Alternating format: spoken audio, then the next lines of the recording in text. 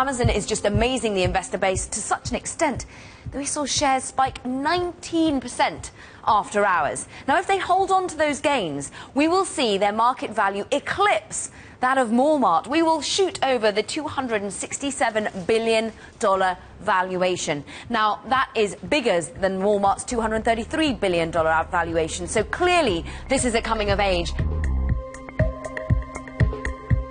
At some point, investors want to see a little bit, and I think Jeff Bezos and the management team and the new CFO, quite frankly, just gave investors a little bit of a taste of what the profit potential of this company could be when and if they ever want to dial back their expenses. I think investors are saying, listen, e-commerce is, let's call it 7% roughly of U.S. retail sales. You know, a lot of long-term bulls think that that number can go north of 10% in the next, 4 to 5 years. And you think about that, it's not such a big percentage move, but when you think about overall global retail sales, that's just an extraordinary top-line growth potential. That's the future of retailing. So I think the long-term investors in Amazon, which they have to be given the lack of profits, is they are making this a play on global e-commerce. Much like the Alibaba investors, when they did their IPO, that was really a play on global e-commerce.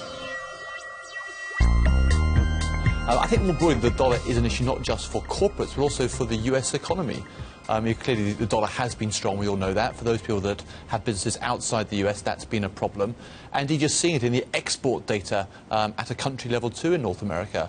And at some point, that is going to put pressure on GDP as well. So the dollar can appreciate. As an investor, that makes clearly assets in America more attractive. But if it appreciates too much further, it's going to be an issue for some corporates and an issue as well for export strength.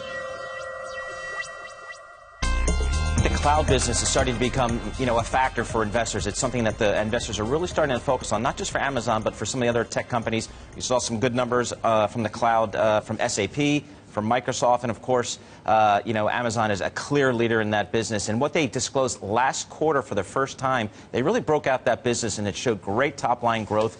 This quarter, they had 80% revenue growth on top of 50% revenue growth last quarter.